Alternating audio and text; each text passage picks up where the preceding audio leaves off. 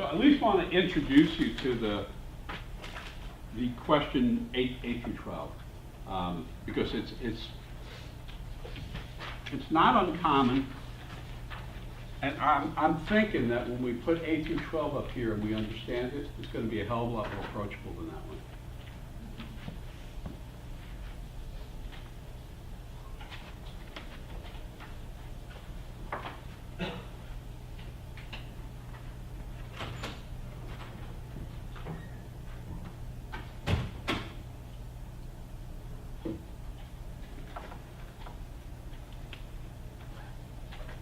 Okay, so you've got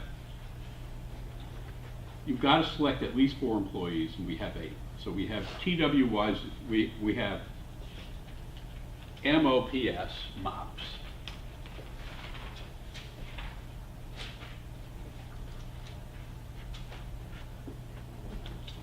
TWY's 8.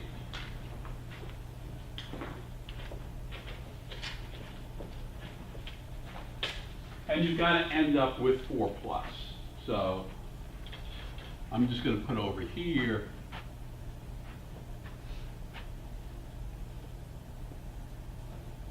But it could be plus. But I got to have 4. I got to select at least 4. And what are my rules? So the first rule is if N, then neither O nor P. So if you're writing, if you were using formal logic, it would be if N, then no, then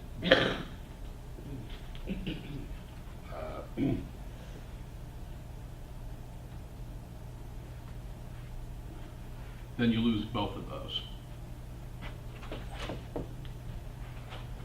Second one would be if S, then also P and T.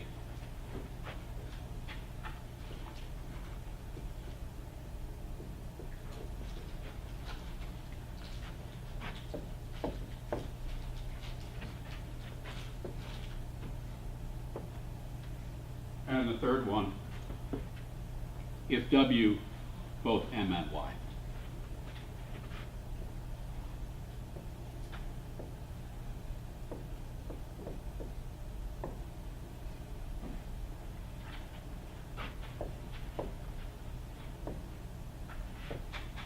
And you stop. So the Z we've been told nothing about. Now, for somebody who's fluent in this, and this is, for somebody who's fluent, they don't need to go past this. They can just work this. What they're really testing you on is what is the derivative of this stuff. So first they're testing you on, can you represent it correctly? Okay. So if I've represented it correctly, then I can read it back correctly. If M is selected, neither O nor P is selected. If S is selected, both P and P are selected. And if W is selected, both M and Y are selected. Oh. Well, then comes the ever popular, but what does that imply? So here's the deal. If-then statements, right? Try to think of it this way. The if depends on the then. All right? It's counterintuitive because we want to think that power comes because we say if first, so like that's more powerful.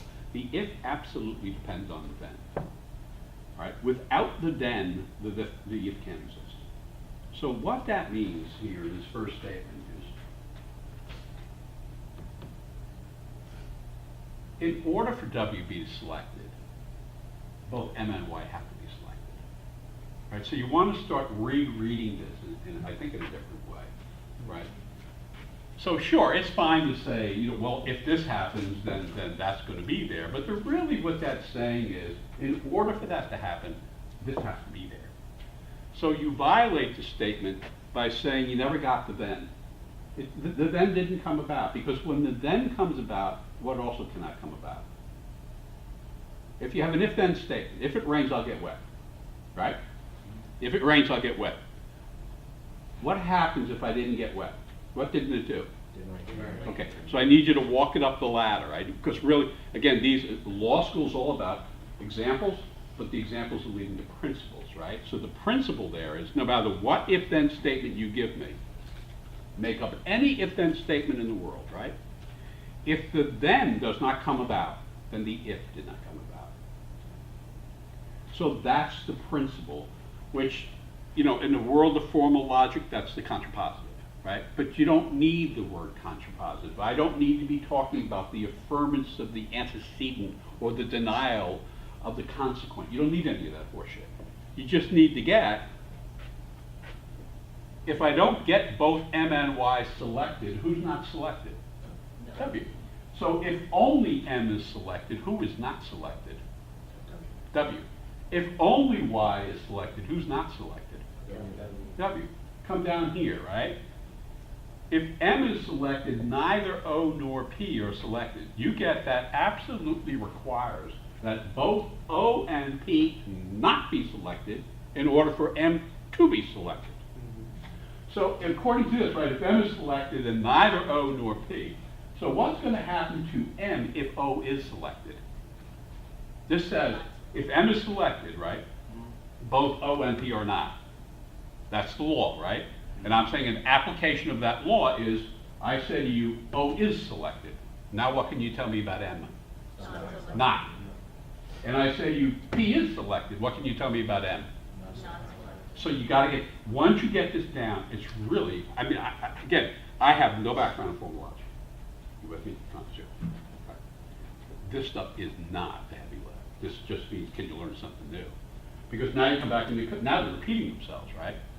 If S is selected, what I want you to get from now on, in order for S to be selected, both P and T have to be selected. And if you violate this, then you activate the contrapositive. So if P is not selected, what happens to S? If P is not selected, he's not selected. If T is not selected, what happens? Not selected. So if you want to make it more visual, just to learn this, this is the way I got this.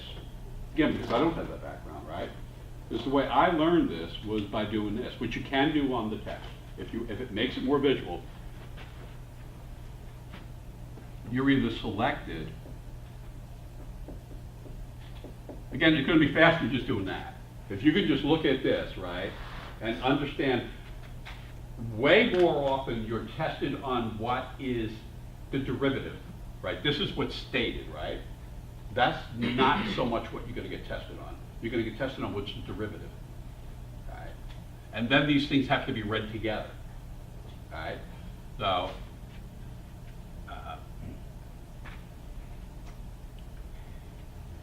but over here, it'd be nice if I spelt words correctly. But Jim will be here next week. He'll do that for you.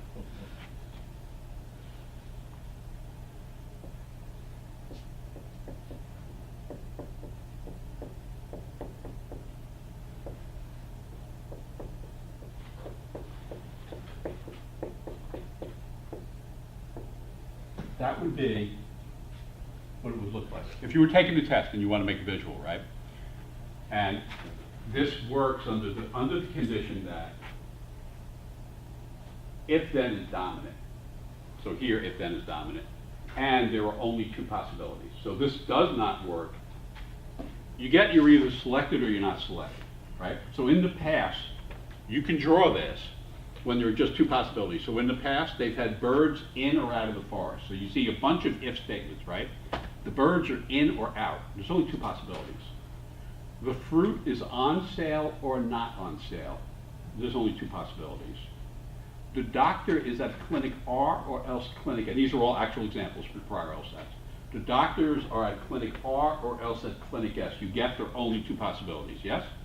That's very different from, there are three rooms, room 101, 102, and 103, and then a bunch of if-then statements. Because I don't know where you are just by knowing where you're not. Capiche? If you have room 101, 102, and 103, and you tell me, well, you're not in room 103, is it fair to say I don't know where you are? But if you say it's only room 101 and 102, and you say you're not in 102, don't I now know where you are? Yeah. That's what they're testing on. So this works. If this helps, in other words, if you can just do this, right, that's ideal, but it's not necessary. Because you can make this very visual by taking this language and just saying, well, you're either selected or you're not. Right? You know, I think I've seen one, you're either on the finance committee or you're on some other committee. It's binary, it's either or. Okay. So here, if W is selected,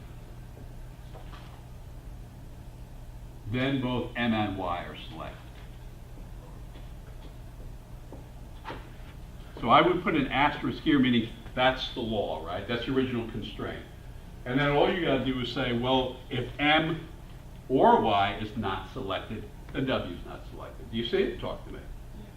And then I make a visual, right? Say, oh, okay, so what this one means on this side is if M or Y, you know, you can put in or both if you want, that's up to you, but it's or both, right? I'm not gonna put or both, but obviously both, right? M or Y, then W. And now I have,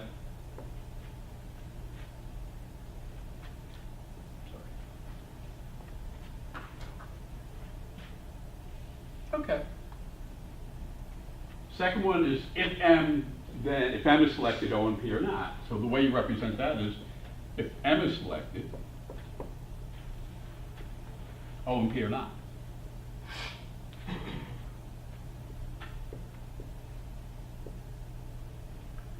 Okay, so the deduction here is if either O or P are selected, then M is not. Right? So you're just making visual what you've got here. So this is if O or P, again, or both,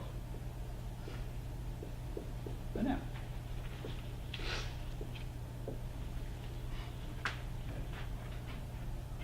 And the final one is this one S, which is going to be the same as that top one. So here, let me.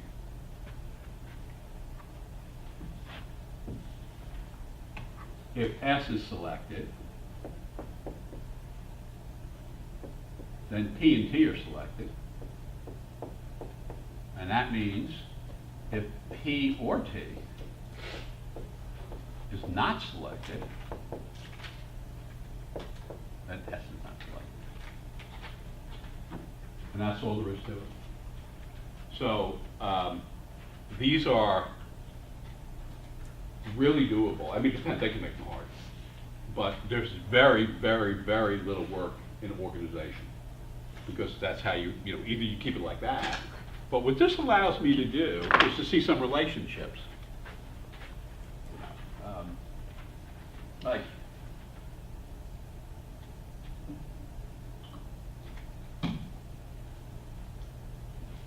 if you're just looking at this, if you select both S and W, right? You get M, Y, P, T. Do you see it? So if you just stop, right? And you're not going to be doing this on the test, but you should be doing it now. It just makes it real visual. You have to select at least 4, right? You could have more than 4, right? But if you selected S and W, does everybody agree you would end up with M, Y, P, and T? Right? So you'd have 6 of them, right? But if you select M, who do you lose? Oh, then that doesn't work. Then doesn't it follow from that you cannot select both W and S? Do you see it? Right? Everybody see that? It's really, again, it's organization and management. It's almost very few questions are direct. The questions are, can you draw the derivative, what flows from that? Mark, do you see it? Yeah. Do you see it? And so, you're in no rush now, but these things have implications. If you're going to say to me,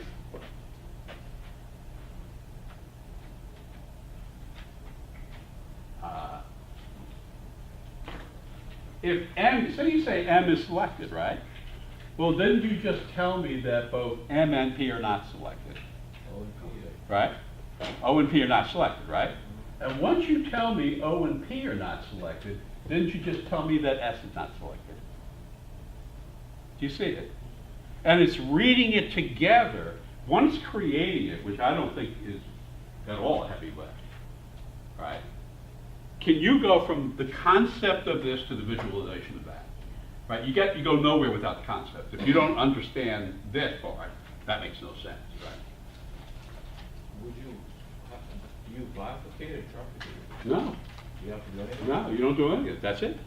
You solve on that. No, listen, what's different about the if-then stuff, right? When you're down to 2 universes, not 3 universes, again, 2 universes, right? You're going to solve everything on that.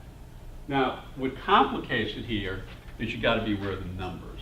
Some of these, they don't care about numbers, and you just work that, and it's a gift. Here, not only do you have to work this, but if I were guessing, one of the things they'll test you on is you can't select both S and W. But does everyone understand why you cannot select both S and W?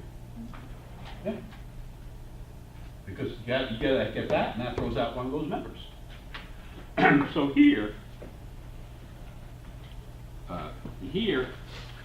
there are no the orientation question is different. Here, you're going to get rewarded on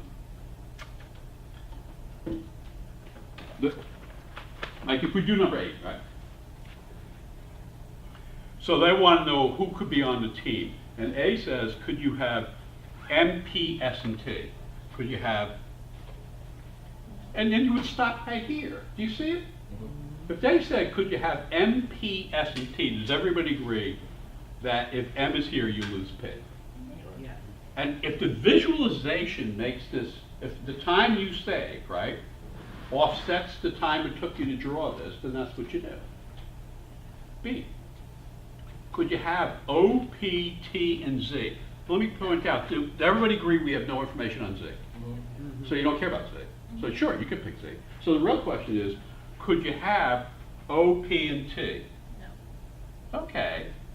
Do you see how there is no mention of the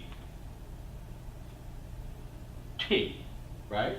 All we care about is the O and the P, right? That's the O and P. The O and P throws out the M, right? The M grabs the W, and you're done. So there's no reason they can't be together.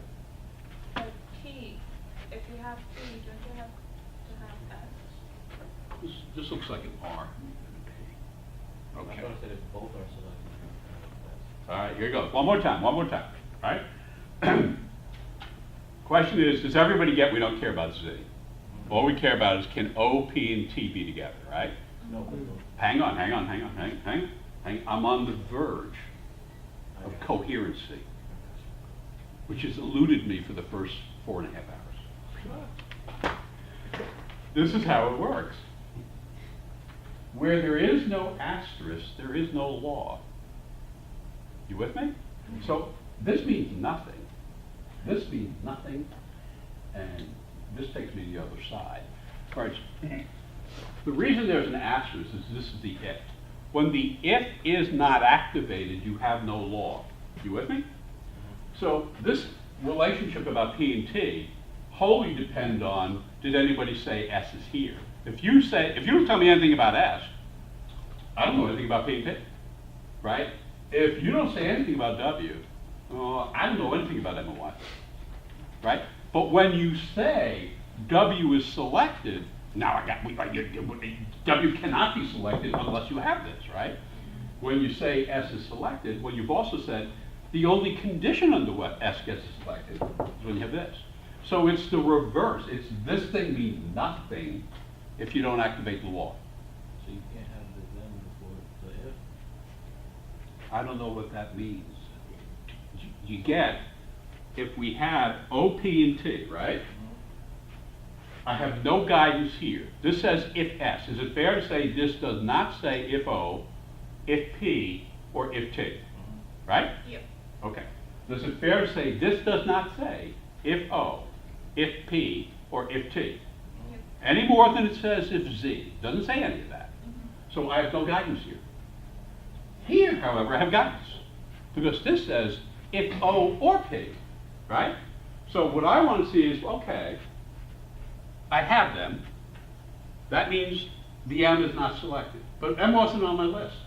It was O, P, T, and Z, yes? Now, if M is not selected, well, do I have any law? Yes, I do. If M is not selected, W is not selected. Was W on my list? Yeah, I was thinking it was O, P, and T. Now, if W is not selected, I get no guidance. because I have no law. And therefore B is the answer. Do you get this as a whole different, is it fair to say you have not had this in college? We're at the end of a 5-hour class, right? But does it really seem that deep? Does this, for anybody who's read Locke, Hume, Rousseau, Kant, Confucius, is this really of that ilk? It's not of that ilk. It's just different. And it's not, it's not formal logic. I mean, it has some roots of formal logic. That's not what it is. So now does it make sense? A little bit. You're okay, really? It's okay. I think so. Yeah. And again, this is all on video, right? It's all on video. The only thing preventing you from reinforcing what we're doing here today is your own inaction. So it's kind of like, the conversation earlier today is, tough love is good love. You got to want this. Right. Let's see if we can solve, let's see if we can solve number 9. Right, but the principle is, in order to activate the law, you have to be given the law. And the only law I have is if S is selected, I have law on that. If W is selected, I have law on that. I have law on if M, and then derivative law on if O or P. Here I have derivative law if P or T not selected, and here I have derivative law. When you're doing the contrapositive, right, you're getting the derivative law. So there's no difference if I say it's not heads, what is it? Tails. And it's as dispositive that it's tails that it is that it's not heads. They're two equally valid statements, yes? Yeah. So that's what this is. So when you said before, when there's no then part, when that second part is not there, then you do not have the if. No. When you say the second part, you're referring to this. Yeah. Okay. So I'm not saying when this is not there. I'm saying that if you say to me, P is selected, or you say to me, T is selected, or you say they're both selected, I get no guidance from this law. So I'm not saying they're not there. I have no knowledge if they're there or not. But if neither of them is selected, then S is not selected either. That would be, yeah, but that's over here. Right. Right. But here, if I'm just looking here, right, That part has no bearing on S. I have no guidance because you haven't told me where S is or where S is not. Capiche? Yeah. So I need to know, if you're saying S is here, I have guidance. Yeah. Well, the only other thing you can say is S is not there. In which case I have guidance. It's not heads, it's tails. Right? But to give me information about P or T, when you've given me no information about S, tells me nothing. Because P and T could be here if you put S here. But P or T could be here if you didn't put S here. So for me to tell you where P and T are, I need to know where S is. Or not. It's really a cool task. Well, I mean, what do I have left in life? I mean, really, what's left? I mean, I have pasta al bungalow tonight. That's good. But other than that, just have that and the LSAT.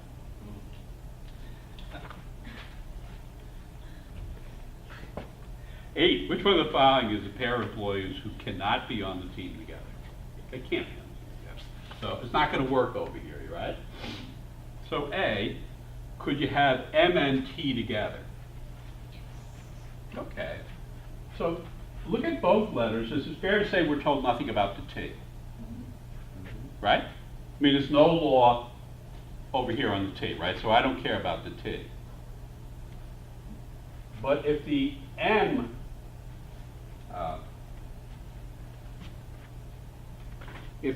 is on the team, then O and P are not, right? Mm-hmm. And then here I have no information about the O. There's no guidance over here, but there is information about the P. And the P says the S will be there, which tells me nothing about whether the M and T can be both selected, which means they can both be selected. You guys see it, so I'll be happy to go over it. Mm-hmm. They're saying They're looking for, does it have to be the case that M and T cannot both be selected, right? That's what you tell me that, and I'm saying, I don't know. So the answer is they can both be, because I don't know. I have nothing on the T.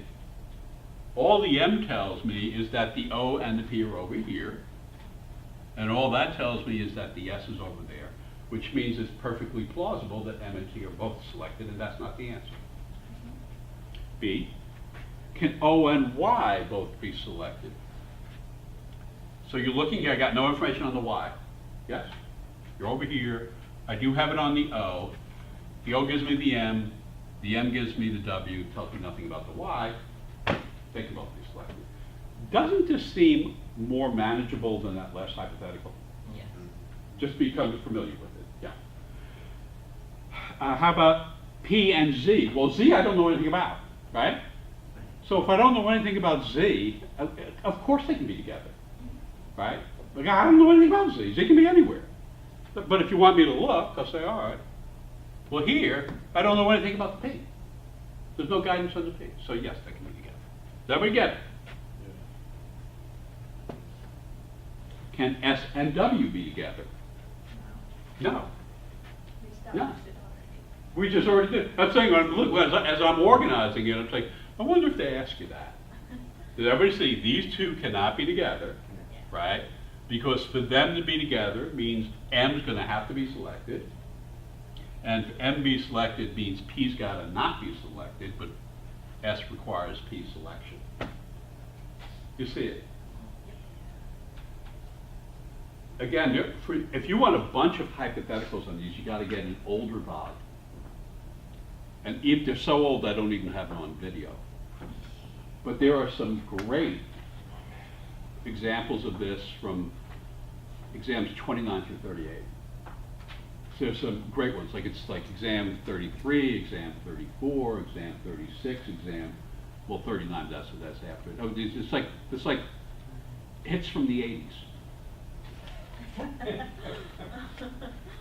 Because they were introducing them, and they're very approachable, because they were just introducing them, right? And I look back now and say, oh, you gotta be kidding me, that's baby stuff. It wasn't baby stuff when people first looked at it. So if you do want to do, back in the day I would call them pure conditionals, doesn't matter what you call them. A bunch of if-thens and an either-or choice. Okay, so D is the answer, I don't care about 8. Now, if Y is not on the team, then any of the following could be true except. So stop for a second. They're looking for something that must be false, yes? Yes? So you do the work. Now you have evidence, and you say, well, if Y is not on the team, what do I know? So I could do this over here. These are people not on the team, right? Okay, so if Y is not on the team, does everybody agree that W is not on the team? Okay.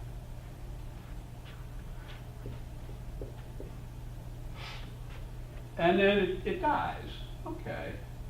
Okay, and you see this, but this can't be the case, right? We just said W is not on the team, right? So that ain't W, right? So, okay. And now you have to go through it. Okay. So, the following, any of the following could be on the team except, okay, A, could Z be on the team? The answer is yes, you don't have to do any work, right? Because Z, there are no restrictions. Capiche?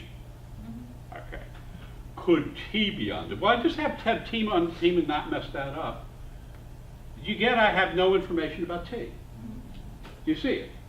So you don't overanalyze this. Okay, yeah, because you're not giving me any information. So there's no, T could be on the team.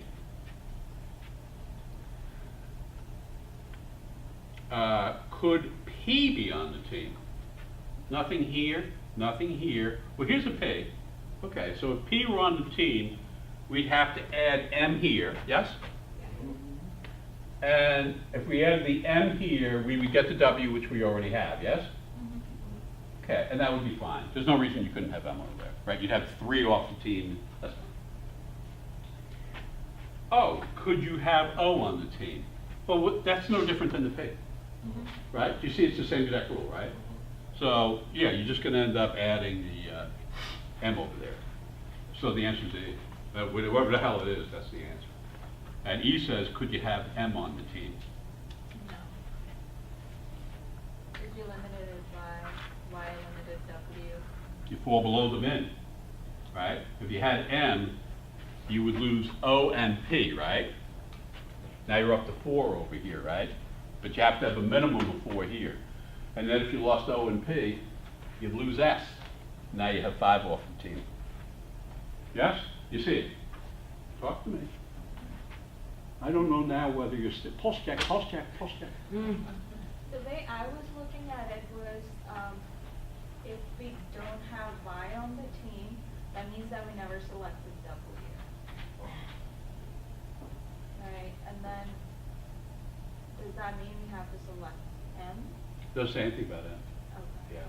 That's why I keep messing up. Well, would it be fair to say you're looking at it for the first time? Well, yeah. Well, now, if it was that easy, it wouldn't have anything to do with law school. You know, but it,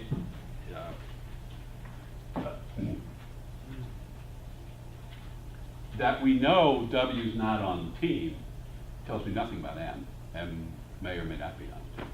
But M is. M says, if W's on the team, they gotta be there, Yeah. right? But if W's not on the team, I don't know anything about them. I have no law, other than what happens when you take W off the team. All right. Let's try,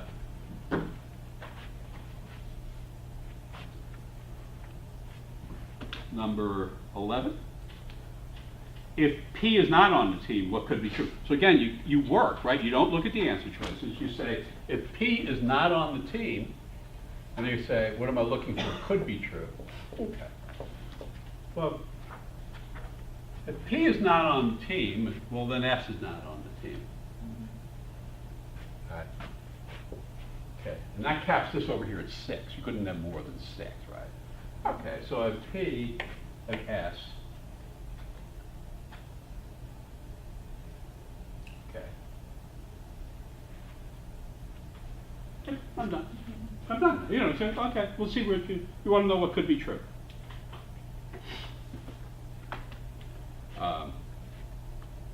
Could it be true that neither M nor O are on the team? And this is going to go to numbers.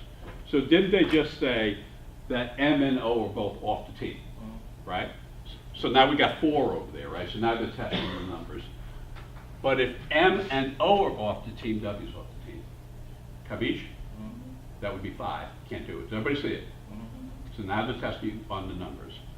How about if neither M or T is on the team? So M and T get us to 4. We've got to stop there. But M moves us up to 5 because we get W again. How about if neither M nor Z is on the team? Well, M and Z get us to 4, so as long as nobody else is thrown off the team, we're fine, right? But the M is grabbing the W.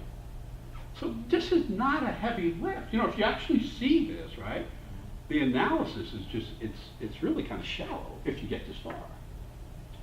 How about if neither O nor T is on the team? Well, then we got to stop, right, because that's our 4, right? But the S is already there, right? So we're fine with that. Whereas the T brings in the S, but we already have the S. And that's fine, that's the answer. You see it? Yeah. Everybody see it? And we'll do this last one. This is so, isn't it exciting?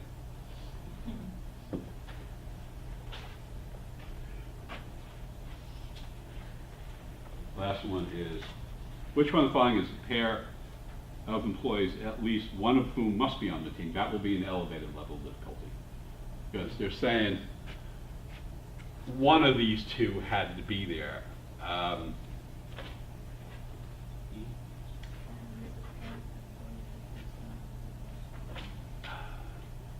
And I tell you what the answer will be. Well, I know, no. I'm saying if you're actually, yeah, if you're guessing, yeah. But the way you would approach it, again, because it's so bloody counterintuitive, didn't I like start this by saying it's really much more about the then than it is the if? Right, because the then is a requirement for the if. The if cannot exist without, the then is the oxygen for the if, analogizing to human life, right? So when you have a question like, well, who has to be there? You look at these four. I don't know where they're going with it, but if you lost one from this set and you lost one from that set, you would also lose the S and the W, right? Well, that's 4 out the window. The N is throwing out the O and the P. So as a principle, what I'm saying to you, if you get this, it's going to be a very high level difficulty. If they say, who's got to be there, right? They're saying, we're not saying they both have to be there, but one of them has to be there. Look for the then statement, not the if statement. So here, I would say, because you can do it longhand, but you can say, well, if O and S are both absent, could you still survive? You know what I'm saying? So if O and S, it just would take way too much time. If O and S are both absent, could you still survive? And you say, well, the O's going to throw out the M, right? And the M's going to throw out the W, but that's only 4. So it looks like you could survive. Okay. How about if the O and the W, you say, all right, well, if this were O and W,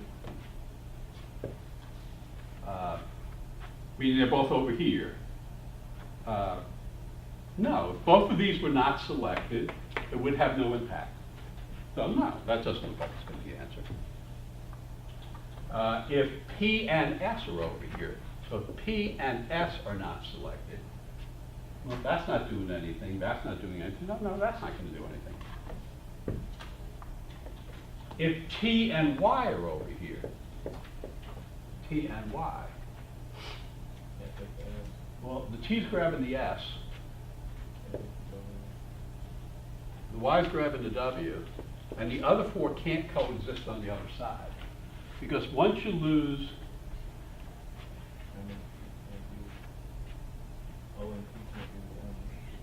you lose the T, you lose the Y, you now lose, you can't. Because you end up now with M, O, and P, and M's going to throw out the O and P. So, but that level of difficulty on that would be a 5, I'm sure. And the point is, not to get religion, right, is if you get through this takes no time to organize.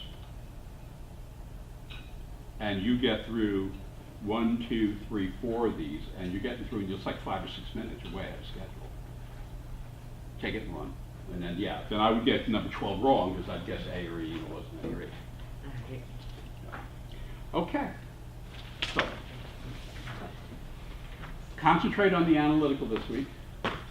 Absolutely next week will be reading comp. Not just reading comp, but a great reference this week for reading comp. And in the meantime, go away. Have a wonderful week. Come back again. I'll see you in 2 weeks. Jim will see you next week. Unless God has other plans, in which case, I'll see you at a later time. Kavanaugh just got confirmed as Supreme Court. Ahead of schedule. Today. Just now. Cool.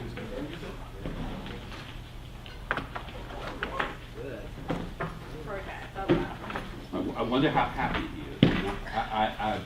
What a mix.